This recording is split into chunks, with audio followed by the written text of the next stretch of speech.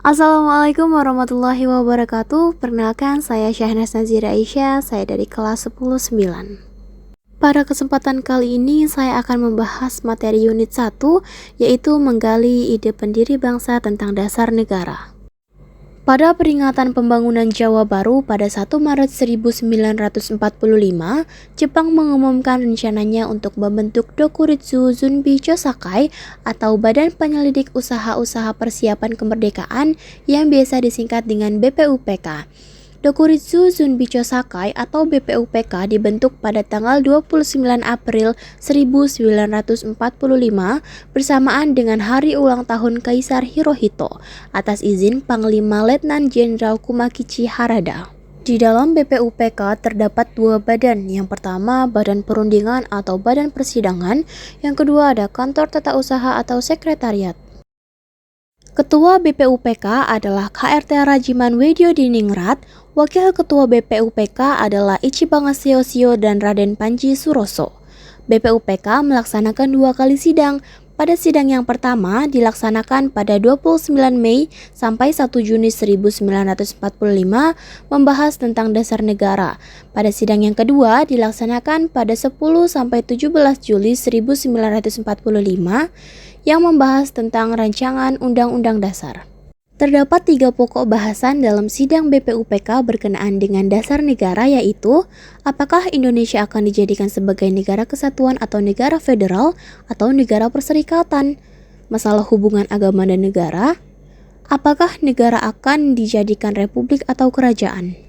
Dalam sidang BPUPKI, ada beberapa tokoh yang menyampaikan ide tentang dasar negara, yaitu yang pertama Muhammad Yamin, yang kedua Supomo, dan yang ketiga Insinyur Soekarno.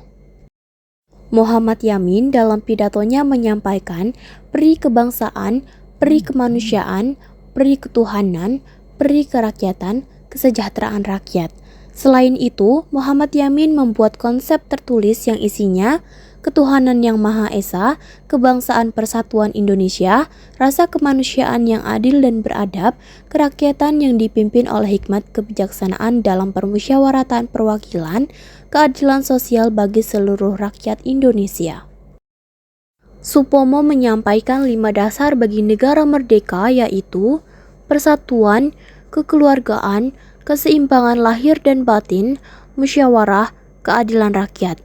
Insinyur Soekarno menyampaikan 5 dasar bagi negara merdeka, yaitu kebangsaan Indonesia, internasionalisme atau peri kemanusiaan, mufakat atau demokrasi, kesejahteraan sosial, bertakwa kepada Tuhan Yang Maha Esa. Kelima prinsip dasar atau philosophic ground flag tersebut oleh Soekarno tidak disebut dengan Pancadharma. Dengan petunjuk temannya yang ahli bahasa, kelima prinsip tersebut dinamakan sebagai Pancasila. Panitia 9 dan Mukodimah Dasar Negara. Setelah sidang pertama BPUPK usai, sejumlah anggota BPUPK mengadakan pertemuan untuk membicarakan langkah berikutnya, yang kemudian terbentuklah 2 panitia kecil. Panitia pertama beranggotakan 8 orang, panitia kedua beranggotakan 9 orang. Panitia 8 terdiri dari Soekarno sebagai ketua, Ki Bagus Hadikusumo, Kiai Haji Wahid Hasyim, Muhammad Yamin, Sutarjo, A.A. Maramis, Otto Iskandar Dinata, Muhammad Hatta. Panitia 9 terdiri dari Soekarno sebagai ketua, Muhammad Hatta, Muhammad Yamin, Ahmad Subarjo, A.A. Maramis, Kiai Haji Wahid Hasyim, Kiai Haji Abdul Qahar Muzakir, Abi Kusno Cokro Sujoso, Haji Agus Salim. Panitia 8 berhasil membuat pokok pikiran yang diusulkan para anggota BPUPK. Sementara itu, Panitia 9 mengadakan rapat pada 22 Juni 1945 tentang dasar negara. Akhirnya disepakati rancangan asas atau dasar negara Indonesia Merdeka yang diberi nama oleh Soekarno sebagai Mukodimah dan Muhammad Yamin menyebutnya sebagai Piagam Jakarta. Isi Piagam Jakarta, ketuhanan dengan kewajiban menjalankan syariat Islam bagi pemeluk-pemeluknya, kemanusiaan yang adil dan beradab, persatuan Indonesia, kerakyatan yang dipimpin oleh hikmat kebijaksanaan dalam permusyawaratan perwakilan, keadilan sosial bagi seluruh rakyat Indonesia. Hasil keputusan Panitia 9 tersebut kemudian dilaporkan ke hadapan seluruh anggota BPUPK pada 22 Juni 1945. Karena telah dianggap menyelesaikan tugasnya, BPUPK dibubarkan pada 7 Agustus 1945 dan dibentuklah PPKI pada 9 Agustus 1945.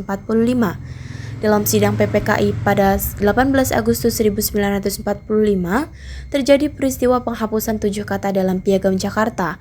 Muhammad Hatta adalah salah satu tokoh penting di balik ide penghapusan 7 kata tersebut. Kata-kata yang dihapus adalah dengan kewajiban menjalankan syariat Islam bagi pemeluk-pemeluknya diubah menjadi Yang Maha Esa karena khawatir ada 7 kata tersebut sehingga berpotensi terjadinya perpecahan. Sekian materi yang dapat saya sampaikan. Mohon maaf apabila terdapat kesalahan. Wabillahi taufik wal hidayah. Wassalamualaikum warahmatullahi wabarakatuh. Terima kasih.